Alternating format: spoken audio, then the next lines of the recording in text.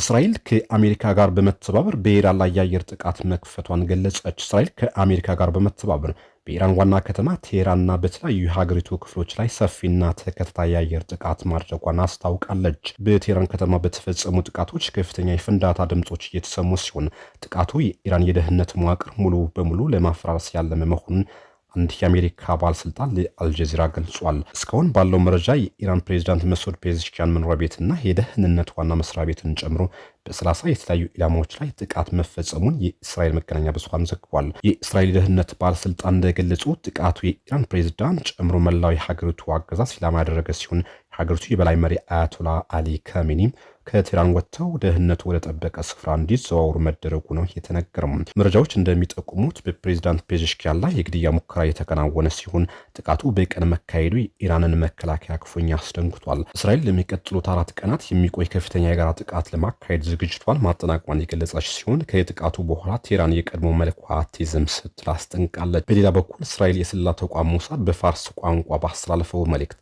ኢራናውያን የገዛ ሀገራቸው አገዛዝ ለመታገል በሚያደርጉት ጥረት ብቻቸውን እንዳልሆኑ ገልጾ ፎቶዎችና ቪዲዮዎችን በማጋራት እንዲተባበሩ ጥሪ አቅርቧል። ኒውዮርክ ታይምስ የአሜሪካ ባለስልጣናት ጠቅሶ እንደዘግበው አሁን ጥቃቱ ካለፈው ሰኔ ወር ጥቃት እጅግ የሰፋና ጠንካራ እንደሚሆን ይጠበቃል ብሏል። ኢራን በበኩሏ በርካታ ሚሳኤሎችን ወደ እስራኤል ማስወንጭፏ ዓለም አቀፍ ሚዲያዎችም ዘግቧል። ይህ ድንገተኛ ጦርነት የተቀሰቀሰው በጄኔቭ ይካሄድ የነበረውን የኒውክሌር ድርድር መጠናቀቁ በተገለጸበት በሰዓታት ልዩነት ውስጥ ነው።